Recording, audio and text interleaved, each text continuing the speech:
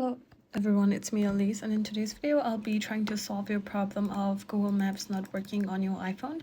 So without any further ado, let's get started. So the first thing what you want to do is you want to make sure that your phone is signed in to a Apple ID, and if it's not, then please sign into one.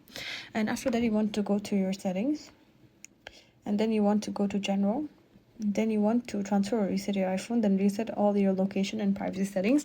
This will make sure that all your location will be reset, and you need to give your permission to each one of them. And when you open Google Maps, you need to make sure that you give your permission for Google Maps as well, as if you do not give the permission, then the problem will keep on insisting and Google Maps will not work. So please be sure to turn on this setting and allow all. So this is a quick and easy tutorial on how you can fix your Google Maps on your iPhone. It's me, Elise, and if you like this video, please be sure to like, comment, share, and subscribe. And please leave comments on the comment box below. It's me, Elise, signing out. I'll see you on the next one.